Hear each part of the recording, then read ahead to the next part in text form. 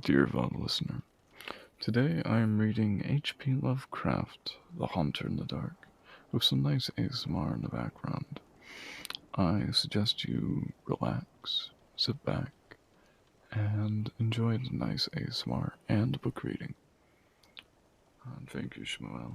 You are, of course, very much appreciated. I also hope I don't get too many sussy DMs too. Chat. Now, The Haunter in the Dark by H.P. Lovecraft. Cautious investigators will hesitate to challenge the common belief that Robert Blake was killed by lightning, or by some profound nervous shock derived from electrical discharge. It is true that the window he faced was unbroken, but nature has shewed herself capable of many freakish performances. The expression on his face may have easily have arisen from some obscure muscular source unrelated to anything he saw, while the entries in his diary are clearly the result of a fantastic imagination, aroused by certain local superstitions and by certain old matters he had uncovered. As for the anomalous conditions at the deserted church on Federal Hill, the shrewd analyst is not slow in attributing them to some charlatanry, conscious or unconscious, of at least some kind, or at least some of which Blake was secretly connected. For after all, the victim was a writer and painter, wholly devoted to the field of myth, dream, terror, and superstition, and avid in his quest for scenes and effects of a bizarre, spectral sort. His earlier stay in the city, a visit to a strange man as deeply given to the occult and forbidden lore as he, had ended amidst death and flame, and it must have been some morbid instinct which drew him back from his home in Milwaukee. He may have known of old stories despite his statements to the contrary in the diary, and his death may have nipped in the bud some stupendous hoax destined to have had a literary reflection. Oh my, Nico. Why'd you sub? Darwin. Oh, and thanks for the good morning, Nico. I believe it's, judging by your accent, I'm going to estimate that you're in Central European time, which means you're most likely 6 hours ahead of me, placing you at 5? Nico, Darwin, why are you up so early? Don't be like me and get some more rest. No, but I thank you for the sub. I don't know why you want to be a sub when I have no sub emotes. Or I have a emote, but no sub patches. But I thank you anyway. Also, if you want, should I turn up the background ASMR? I don't quite know if I should, but I might have to. But again, thank you very much for the sub, though I don't quite know why it went sub to me. Among those, however, who have examined and correlated all the evidence, there remain several who cling to less rational and commonplace theories. They are inclined to take much of Blake's diary at its face value and point significantly to certain facts, such as the undoubted genius of the old church record, the verified existence of the disliked and unorthodox Starry Wisdom sect prior to 1877, the recorded disappearance of an inquisitive reporter, Vitor, Darwin. I understand that you like me and I like you, but why are you subbing to me? Why? Okay. Okay. Hopefully it's louder. I don't quite know. If you want, I can increase it furthermore. 6. Fair enough, Nico. Vitor, darling, I know you're very cute. And I could say that I think about you many days. And not. Also, I have some wonderful pics, and I'll be sure to send them to you. Oh, Laura? Okay. Okay. Okay. And Laura, it's about there. Okay. Okay. I lowered it. Hopefully that's better. Now, back to actually reading a book for ASMR.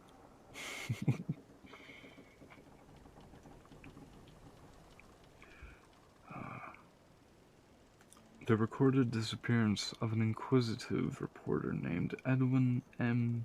Lillibridge in 1893, and above all, the look of monstrous, transfigured fear in the face of the young writer when he died. It was one of these believers who moved to fanatical extremes. Just move this too. Threw into the bay the curiously angled stone in its strangely adorned metal box.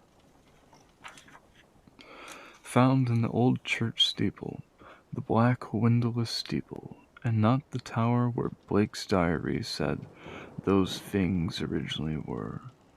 Though widely censored both officially and unofficially, this man, a reputable physician with a taste for odd folklore, averred that he had rid the earth of something too dangerous to rest upon it.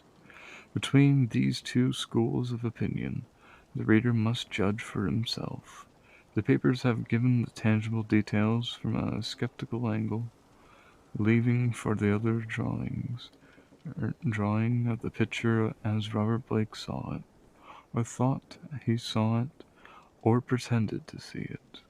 Now studying the diary closely, dispassionately and at leisure, let us summarize a dark chain of events from this expressed point of view of their chief actor.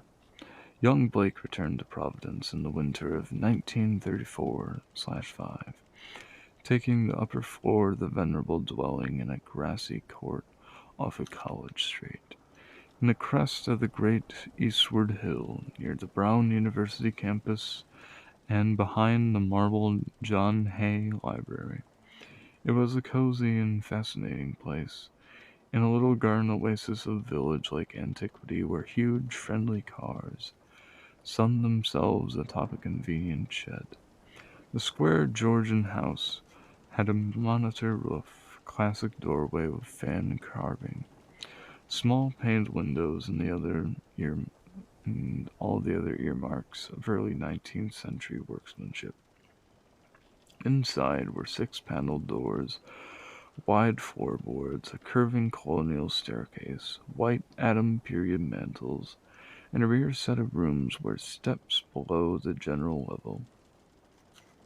Or rooms 3 steps below the general level. Well, welcome in, Yeg. I do appreciate you coming by, hon, but I do believe it is getting quite late for you. Blake's study, a large southwest chamber, overlooked the front garden on one side, while its west windows before one which he had his desk faced off from the brow of the hill, commanded a splendid view of the lower town's outspread roofs, and of mystical sunsets that flamed behind them. Also, I do hope you're having a wonderful day, hon.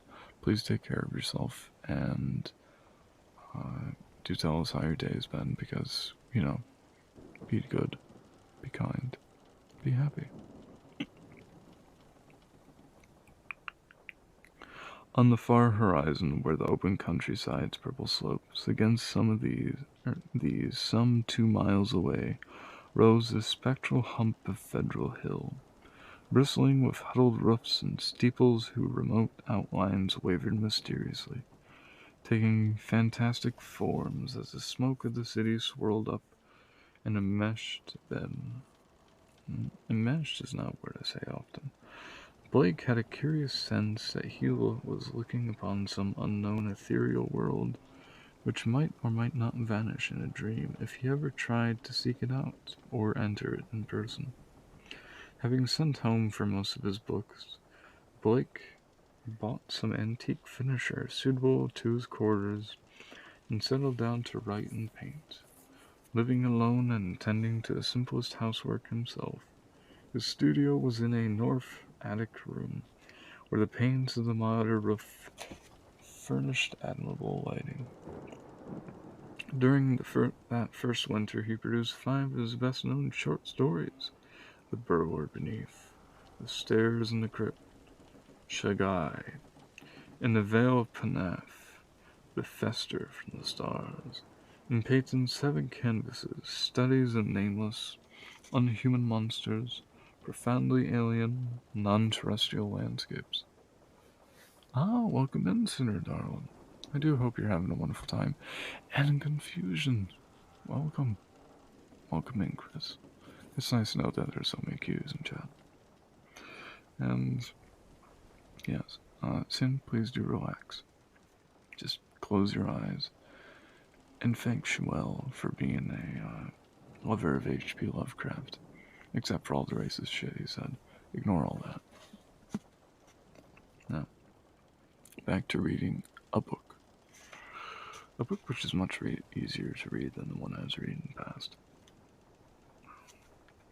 Let me just find my place again. Next page. At sunset, he would often sit at his desk and gaze dreamily off at the outspread west, the dark towers of Memorial Hall just below, the Georgian courthouse belfry, the lofty pinnacles of the downtown section, and that shimmering spire-crowned mound in the distance whose unknown streets and labyrinthian gables were so potently provoked his fancy. From his few local acquaintances he learned that the far-off slope was a vast Italian quarter, though most of the houses were remnants of older Yankee and Irish days. Now and then he would train his field glasses on that spectral, unreachable world beyond the curling smoke, picking out individual roofs and chimneys and steeples, and speculating upon the bizarre and curious mysteries they might house. Even with optical aid, Federal Hill seemed somehow alien, half fabulous, and linked to the unreal, intangible marvels of Blake's own tales and pictures. The feeling would persist long after the hill had faded into the violet lamp-starred twilight, and the courthouse floodlights and a red industrial trust beacon had blazed up to make the night grotesque. And of all the distant objects on Federal Hill, a certain huge, dark church most fascinated Blake. It stood out with especial distinctness at certain hours of the day, and at sunset the great tower and tapering steeple loomed blackly against the flaming sky. It seemed to rest on an especially high ground, for the grimly facade and the obliquely seen north side of sloping roof and the tops of great pointed windows rose boldly above the tangle of the surrounding ridge-poles and chimney-pots. Particularly grim and austere, it appeared to be built of stone, stained and weathered with the smoke and storms of a century and more. The style, so far as the glass could shew, was of the earliest experimental form of Gothic revival, which preceded the stately Upjohn period. That's a period never heard of before. Curious. And held over some of the outlines and proportions of the Gregorian age. Perhaps it was reared around 1810 or 1815. As months passed, Blake watched the far-off, forbidding structure with an oddly mounting interest. Since the vast windows were never lighted, he knew that it must be Vankin's. The longer he watched, the more his imagination worked. Still, at length, he began to fancy curious things. He believed that a vague, singular aura of desolation hovered over the place, so that even the pigeons and swallows shunned its smoky eaves. Around other towers and other belfries, his glass would reveal great flocks of birds, but here they never rested. At least that is what he thought and set down in his diary. He pointed the place out to several friends, and none of them had ever been on Federal Hill, or possessed the faintest notion of what a church was or had been. In the spring, a deep restlessness gripped Blake. He had begun his long-planned novel, based on a supposed survival of the witch cult in Maine, but was strangely unable to make progress with it. More and more he would sit at his westward window, and gaze at a distant hill, and the black, frowning. Let me just flip pages here. Steeples shunned by the birds. When the delicate leaves came out of the garden burrows, the world was filled with a new beauty, but Blake's restlessness was merely increased. It was then he first thought of crossing the city and climbing bodily up that fabulous slope into the smoke-wreath world of dream. Late in April, just before the Aeon showed, Walpurgis's time. No idea what that is.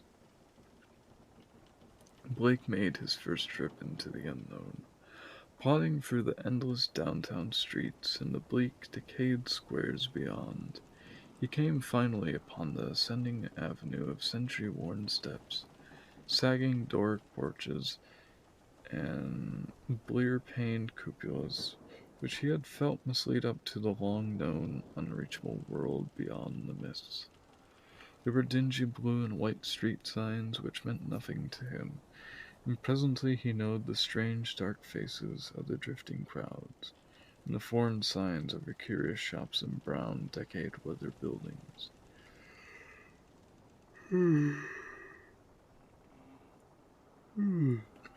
Nowhere could he find any of the objects he had seen from afar, so that once more he half fancied that the Federal Hill of that distant view was a dream world, never to be trod by living human feet. Oh, using my melt, Vitor. I thank you, darling. I promise to send you some nice stuff afterwards.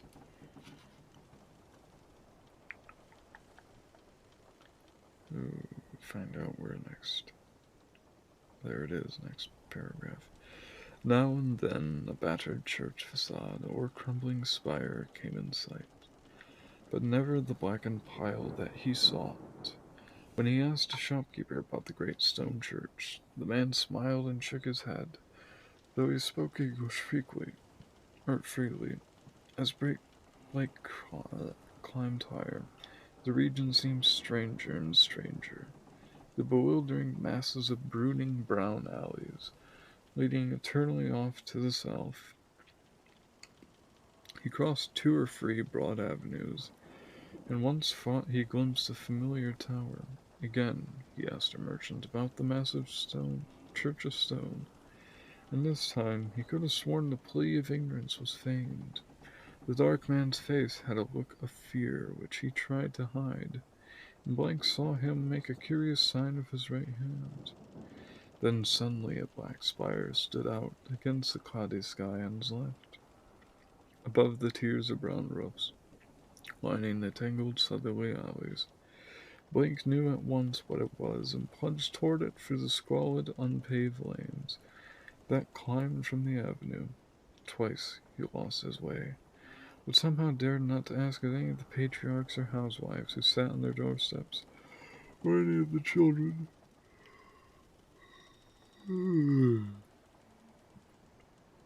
Oh, wishing to fight the feet. Oh, Vittorio, you'll receive wonderful things.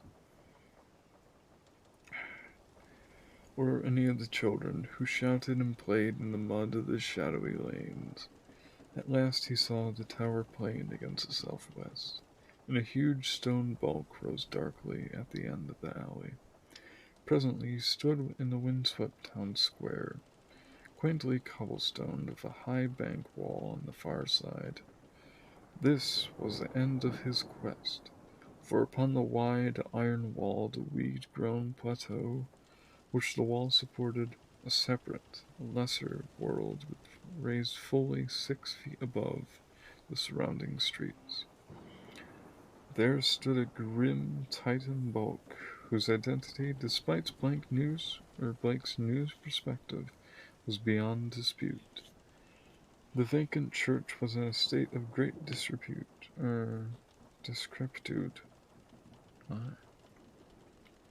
Some of the high stone buttresses had fallen, and several delicate fanals lay half lost among the brown, neglected weeds and grasses. The sooty Gothic windows were largely unbroken, though many of the stone mullions were missing. Blake wondered how the obscurely painted panes could have survived so well, in view of the known habits of small boys the world over. The massive doors were intact and tightly closed. Around the top of the bank wall, fully enclosed the grounds, was a rusty iron fence, whose gate at the top of the flight of steps from the square was visibly padlocked. The path from the gate to the building was completely overgrown. Dissolution and decay hung like a pall above the place, and in the birdless eaves and black, ivyless walls, Blake felt a touch of the dimly sinister beyond his power to define. There were very few people in the square, but Blake saw a policeman at the northerly end and approached him with questions about the church. He was a great wholesome Irishman, and it seemed odd that he would do little more than make the sign of the cross and mutter that people never spoke of the building. When Blake pressed him, he said very hurriedly that the Italian priests warned everybody against it, vowing that a monstrous evil had once dwelt there and left its mark.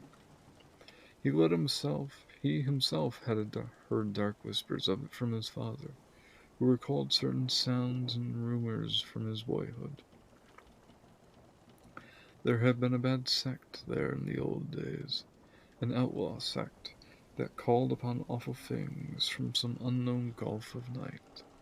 It had taken a good priest to exorcise what had come, though there did be those who said that merely the light could do it. If Father O'Malley were alive, there would be many a thing he could tell. But now there was nothing to do but let it be alone.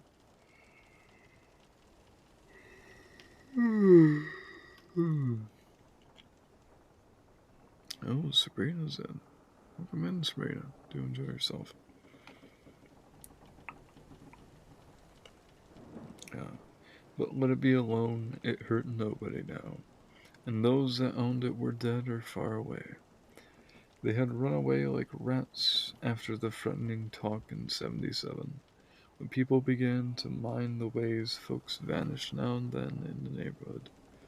Some day the city would step in and take the property for lack of heirs, or but little good the city would come of it, anybody's touching it.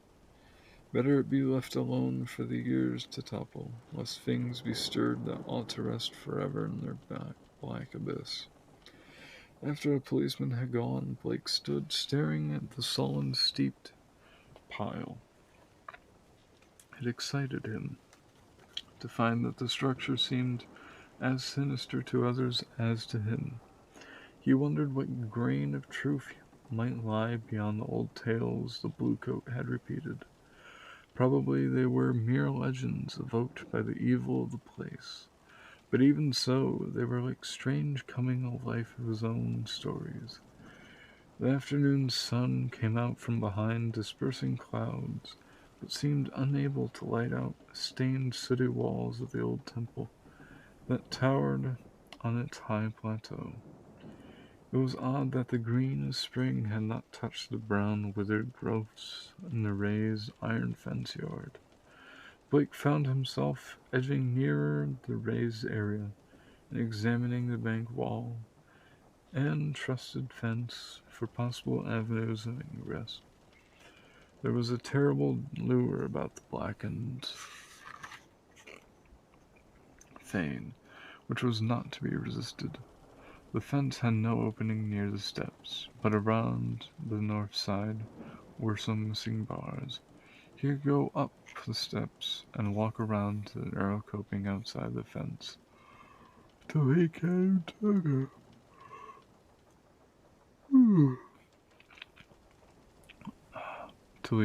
to the gap. If people feared the place so wildly, he would encounter no interference. He was on the embankment and almost inside the fence before anyone noticed him. Then, looking down, he saw the few people in the square edging away, making the same sign in their right hands as the shopkeeper in the avenue had made.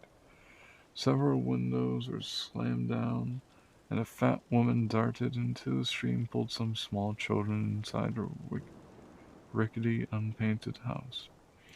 The gap to the fence was very easy to pass, and before long Blake found himself wading amidst the rotting, tangled growths of the deserted yard. Here and there the worn stump of a headstone told him that there had once been burials in the field, but that, he saw, must have been a very, very long time ago.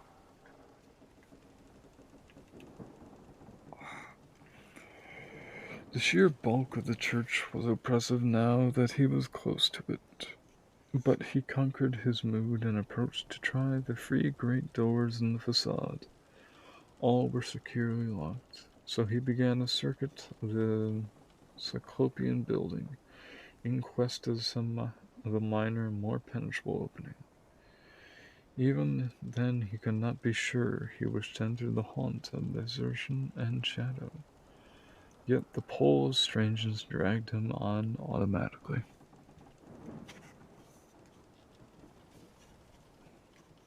A yawning and unprotected cellar window in the rear furnished the needed aperture.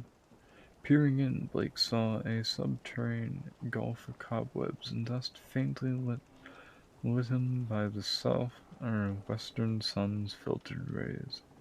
Debris, old barrels, ruined boxes and furniture of numerous sorts met his eye, though over everything lay a shroud of dust which softened all sharp outlines. The rust remains of a hot air furnace, shrewd that the building had been used and kept in shape as late as mid-Victorian times. Acting almost without conscious initiative, Blake crawled through the window and let himself down into the dust-carpeted and debris-strewn concrete floor. The vault cellar was a vast one, without any partitions, and in a corner far to the right in dense shadows he saw a black archway, evidently leading upstairs. What was that, Vitor?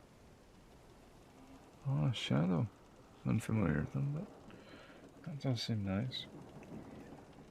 He felt a peculiar sense of oppression at being actually within the great spectral building. He kept it in check as he cautiously scouted about, finding a still intact barrel amidst the dust, rolling it over to the open window to provide for his exit. Then, bracing himself, he crossed in the wide, cobweb-festooned place toward the arch. Half choked with the omnipresent dust, and covered with ghostly gossamer fibers, he reached and began to climb the worn stone steps which rose into the darkness. He had no light, but groped carefully with his hands. After a sharp turn, he felt a closed door ahead, and a little fumbling revealed its ancient latch. Inward and beyond it, he saw a dimly lit, illumined corridor, lined with some worn or worm-eaten paneling.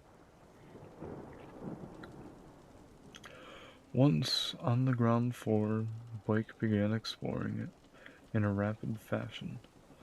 All of the inner doors were unlocked. Oh my, I think I need a sip of water soon. Someone redeem that if I have it.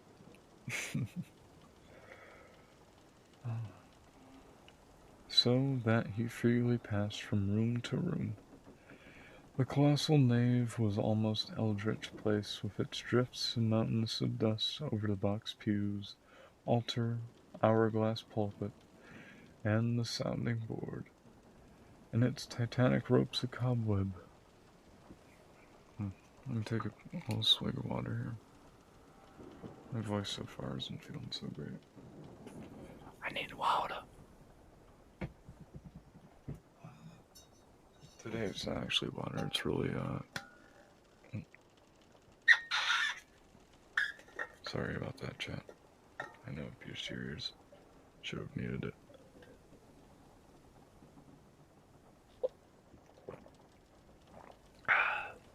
Yeah, that's nice tea.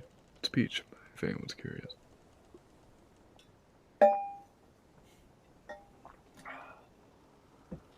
It is not caffeinated though, so it's purely just water. Now back to the book. Book. Here is book. Book is book. Dust over the box pews, altar, hourglass pulpit, and the sounding board, and its titanic ropes of cobweb stretching among the pointed arches of the gallery, and entwining the clustered Gothic columns. Over all the hushed desolation played a hideous, leaden light, as the declining afternoon sun sent its rays through the strange half-blackened panes of the great absidal windows.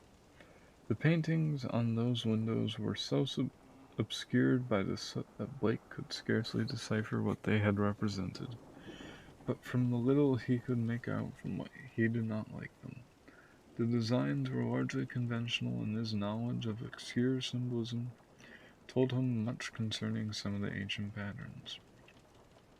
Few saints depicted bore expressions distinctly open to criticism, while one of the windows seemed to shew merely a dark space with spirals of curious luminosity scattered about in it. Turning away from the windows, Blake noticed that the cobweb across from the altar was not of the ordinary kind, but resembled the primordial Ankh or crux ansata, the shadowy Egypt. I didn't kill a cat, Vidor.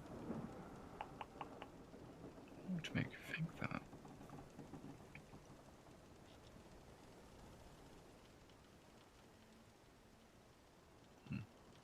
Okay. In a rear vestry room beside the apse, Blake found a rotting desk and ceiling-high shelves of mildew, disintegrating books. Here, for the first time, he received a positive shock of abject horror, for the titles of these books told him much. They were the black, forbidden things which most sane people have never heard of, or heard of only in furtive and immemorial formulae. I skipped a line. Furtive, timorous whispers, the banned and dreaded repositories of the equivocal secrets and immense formulae which have trickled down the stream of time from the days of the man's youth and the dim, fabulous days from the man was, and before the man was. He had himself read many of them, a Latin version of the abhorrent Necronomicon.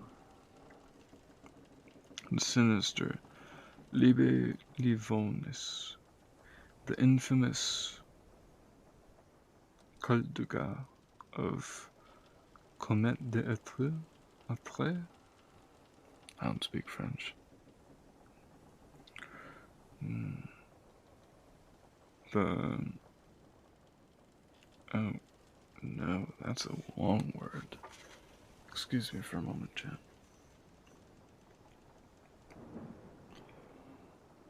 Unaussprechlichen Kulten of von Lützen. In old Ludwigen Prinz Hellish, der Vermes Mysteries. But there were others he had known merely by reputation, or not at all. The Nanak manuscripts, the Book of Djinn or Djijan, and a crumbling volume in wholly unidentifiable characters, yet with certain symbols and diagrams, shudderingly recognizable to the occult student.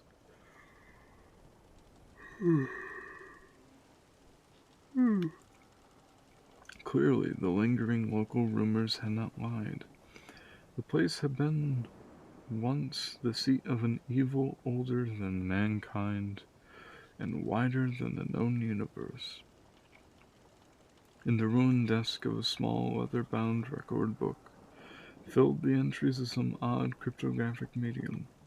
The manuscript writing consisted of the common traditional symbols used today in astronomy, and anciently in alchemy, astrology, and other dubious arts.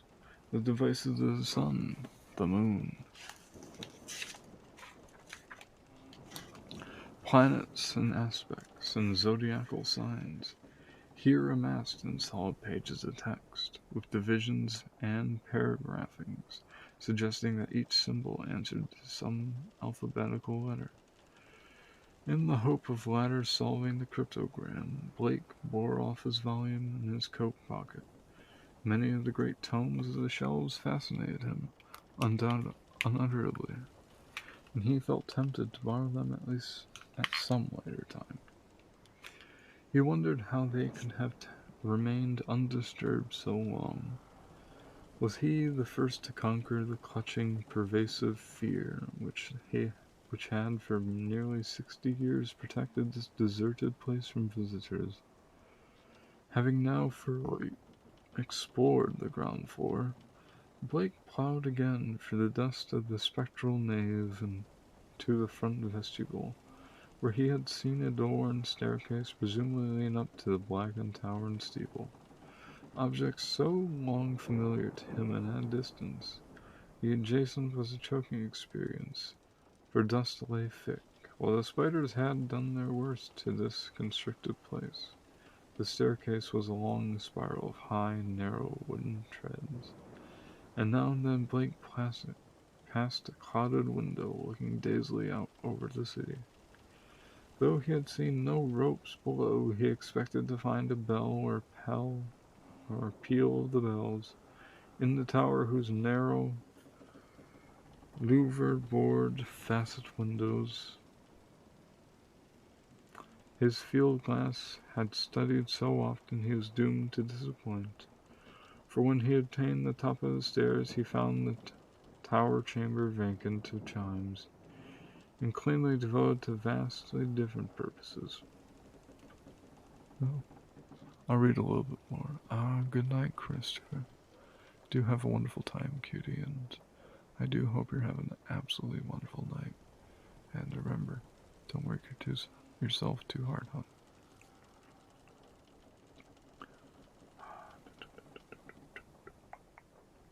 Also, quick question, chat. How's this sound? Hopefully good. The room, about 15 square feet.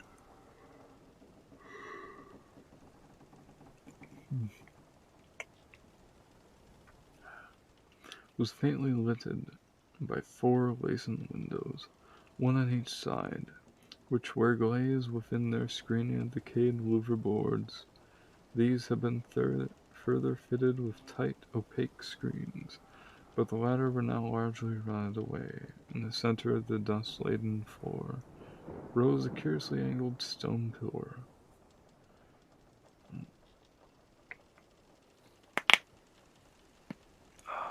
Sorry if you heard that. I had to crack my neck.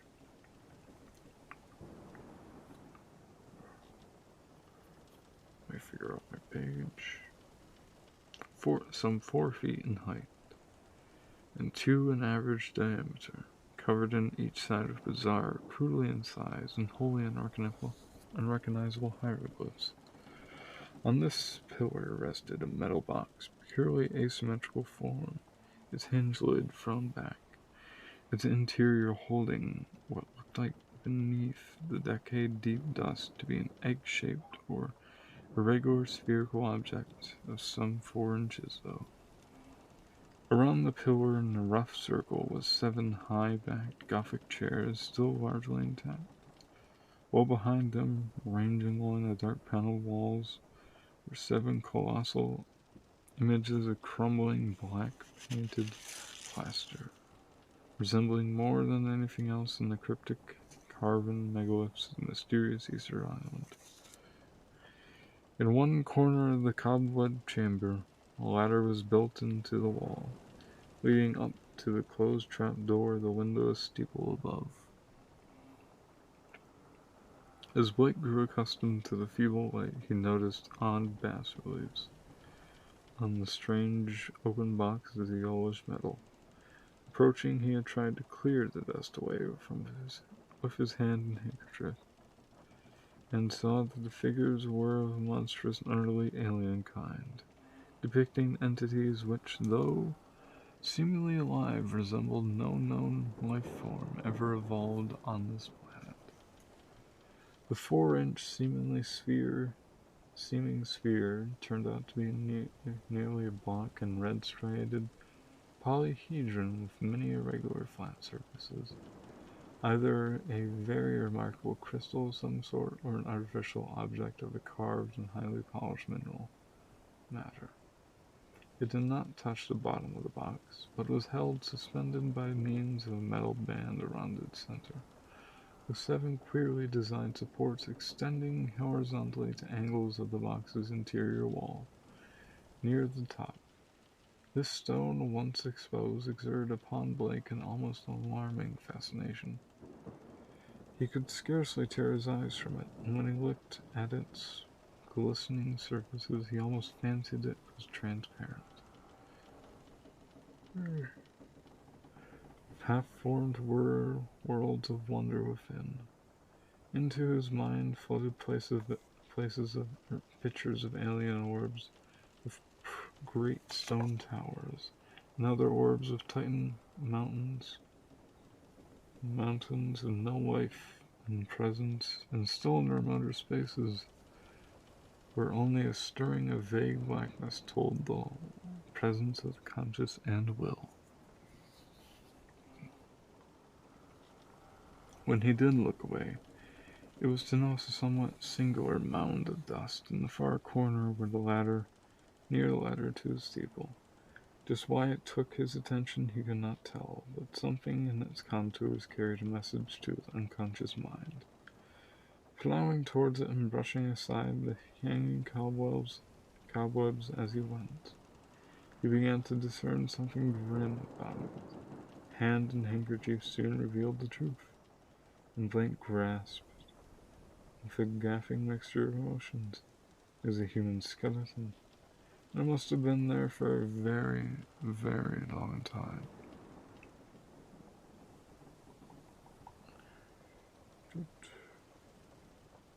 The clothing was in shreds, but by some buttons and fragmented cloth bespoke to a man's gray suit. There were other bits of evidence: shoes, metal clasps, huge buttons for round cuffs, a stick pin of bygone pattern, a reporter's badge with the name of old Providence telegram, and a crumbling leather pocketbook. Blake examined the latter with care, finding within it several bills of antiquated issue, a celluloid advertising calendar for 1893, some pictures of his name, Edwin M. Lethbridge, and a paper covered with penciled memoranda.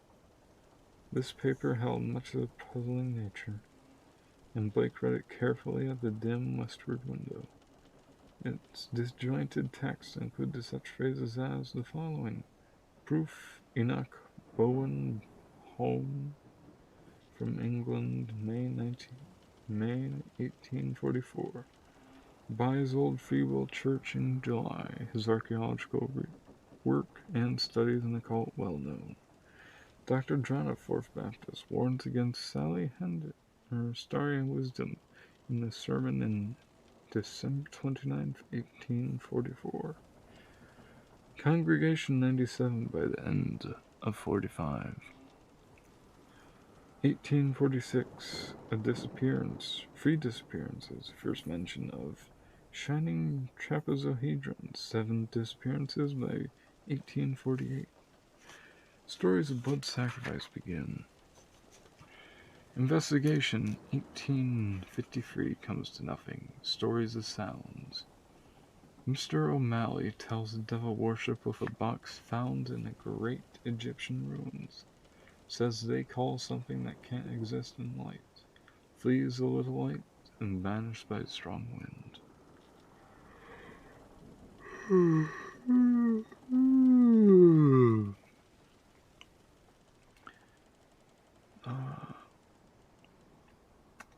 Then has to be summoned again.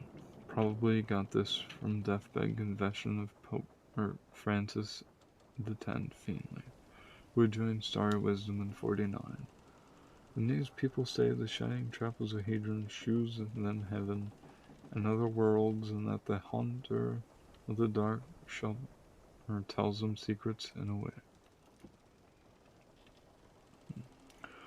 Story of Orrin B. Eddy, 1857. They call it up by gazing at the crystal and have a secret language of their own. 200 or more in Kong. 1863. Exclusive of a man at front. Irish boys mob church in 1869 after Patrick Reagan's disappearance. Veiled article in March 1472. But people don't talk about it. 6 disappearances, 1876. Secret committee calls on Mayor Doyle. Action promised, February 77. Church closes in April. Gang Federal Hill Boys threaten doctor, name redacted. And vestrymen in May. 181 persons leave city before end of 77. Mention no names. Ghost stories begin in 1880. Try to ascertain truth of report that no human has entered church since 1877. Ask Langigan for photograph of place in 1851. Restoring the paper to the pocketbook and placing the ladder in his coat, Blake turned to look down at the skeleton in the dust. Implications of the note were clear, and there could have been no doubt that this man had come to a deserted edifice 42 years before in conquest of a newspaper sensation, which no one had ever been bold enough to attempt. Perhaps no one else had known of his plan. Who could tell? But he had never returned to his paper. He had had some bravery, suppressed fear risen to overcome him and bring a sudden heart failure. Blake stooped over the gleaming bones and seemed oddly dissolved at the ends. Others were strangely yellowed with vague suggestions of charring. The charring extended to some of the fragments of clothing. The skull was in a very peculiar state. Stained yellow with some charred aperture in the top of some powerful acid had eaten through solid bone. What had happened to the skeleton during its 4 decades of silent embodiment, here Blake could not imagine. Before he realized it, he was looking at the stone again, letting its curious influence call up nebulous pageantry in his mind. He saw processions of robbed, hooded figures whose outlines were not human, and looked on endless leagues of desert lined with carved. Ooh, 10 more minutes, chat. Leagues of desert lined with carved, sky-reaching monoliths. He saw towers and walls and nighted depths under the sea. I'll go readjust here because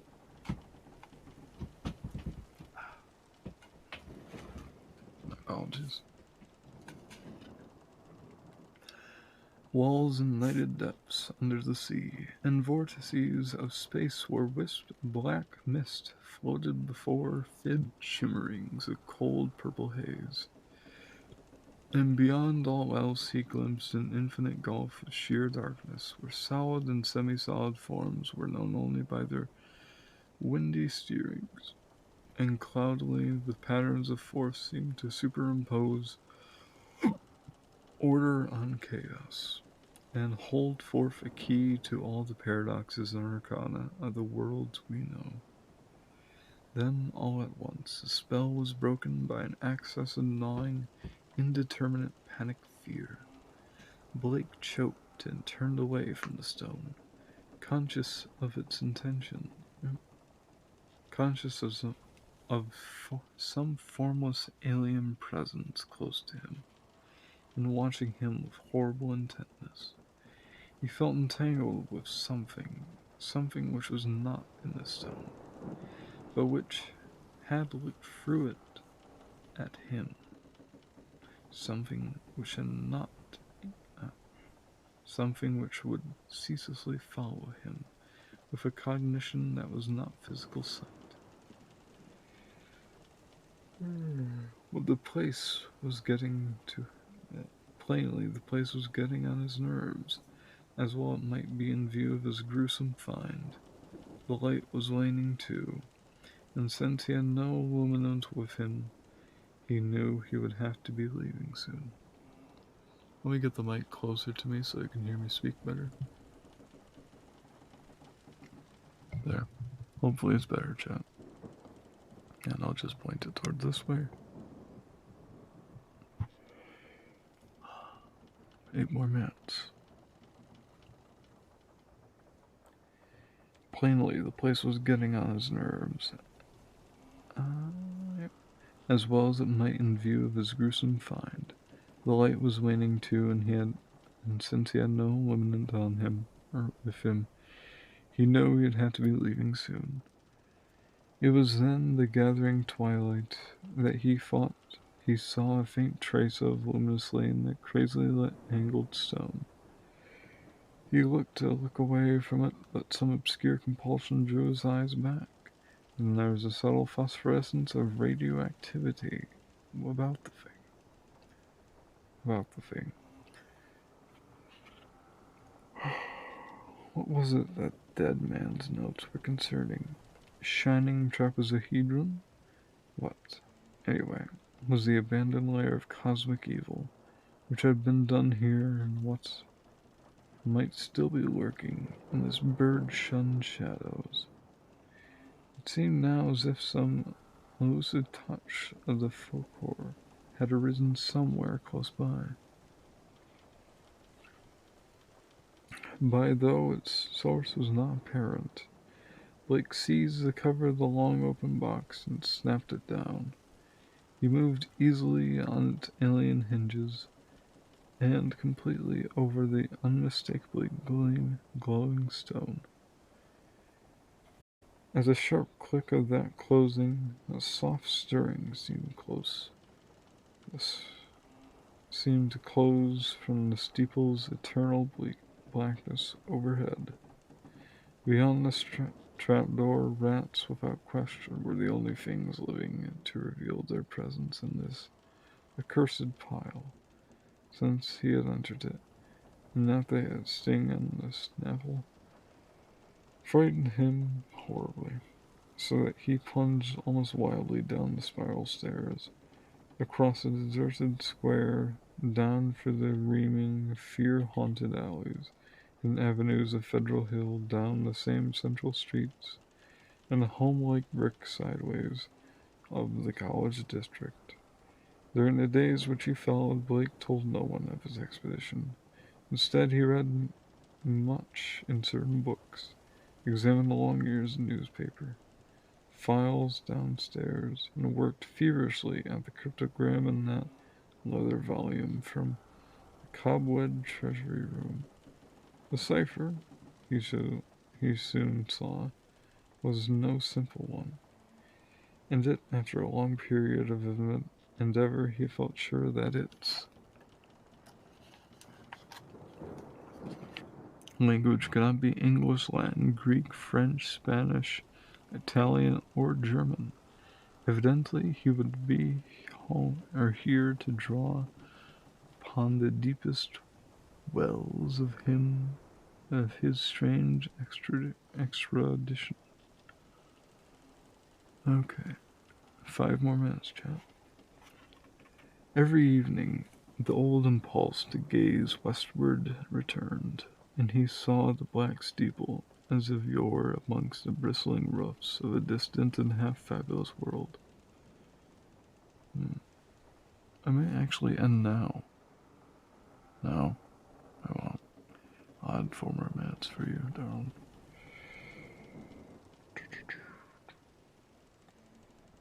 But now it held its fresh note of terror for him. He knew the heritage of evil lore it masked, and with the knowledge his vision may adjust. Ran riot in queer new ways. The birds of spring were returning, and as he watched their trinket sunset flights, he fancied they avoided the gaunt lone spire as never before. When a flock of them approached it, he thought they would wheel and scatter in panic confusion, and he would guess at the wild twitterings which failed to reach him across the intervening miles. It was in June that Blake's diary told of his victory over the cryptogram. The text was, he found in the dark, Alclo language, dun dun dun, used by certain cults of evil antiquity, and known to him in a haunting way for the previous researchers. The diary is strangely reticent about what Blake deciphered, but he was patiently awed and disconcerted by his results.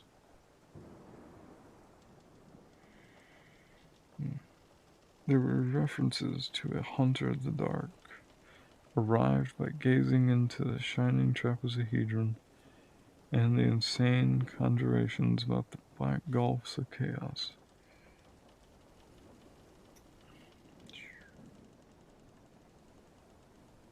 The being is spoken of as holding all knowledge and demanding monstrous sacrifices.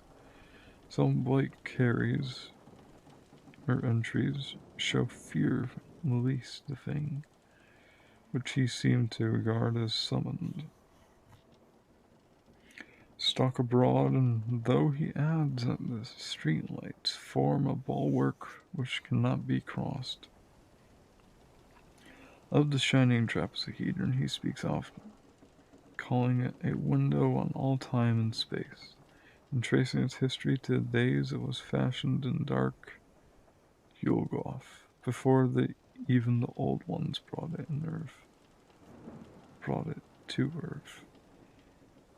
It was treasured and placed in a curious box by crinoid peoples of Antarctica, salvaged from their ruins by the serpent men of Volusia, and peered at acorns, and later in Lemuria by the first human beings.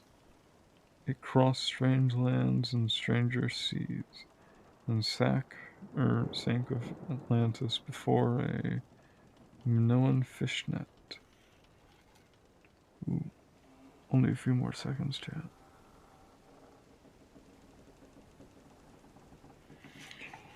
Ooh, find out where I am. Before a Minoan fisher meshed it in his net and sold it to swarthy merchants from Knighted Ken. The pharaoh Neptune Ka built around the temple of Windless Crypt, and did that which caused his name to be stricken from all monuments and records. Then it slept in his name to be stricken from all monuments and records. Then it slept in the ruins of that evil fane, which the priests and the new pharaoh destroyed. All the delvers spade once more brought it forth to curse mankind. Early in July, the newspapers oddly supplemented Blake's entries, though it is so brief and casual in a way that only the diary was called general attention to the contribution. It seems that a new fear has been growing on Federal Hill, since a stranger had been centered on the dread church.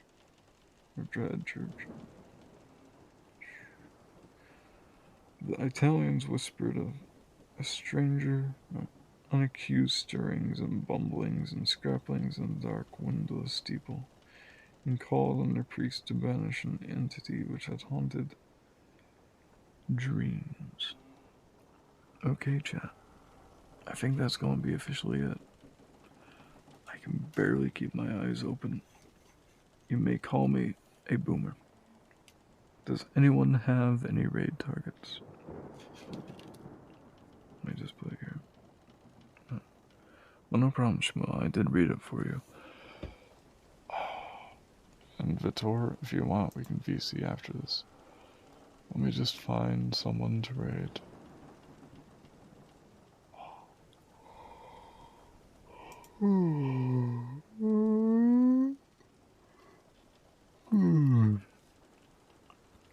Let me find out where I placed my phone. Here it is. It's raid time, chat. So do relax. Okay, I entered in that password wrong. Check Twitch. Who is raiding I'd like to raid today? Okay. I will raid Mione. Let me see if I'm connected to my headphones.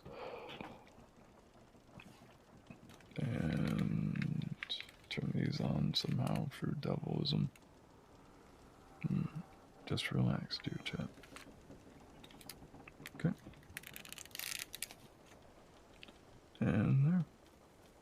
Do I still have a sub? And I do have a sub. Okay. And, dear listeners, I do wish you a wonderful night. And remember, take a sip of water. And just relax.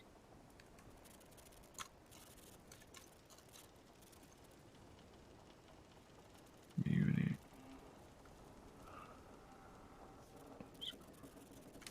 Okay, and just double check that. I underscore. You. Too many underscores there. Okay. Okay. And there we go. Thank you, dearest listeners. You don't have to stick around for the raid. Okay. Yep. Okay. Thank you, Shmuel, for putting in emo only, and I love each and every one of you. Some more than others, admittedly, but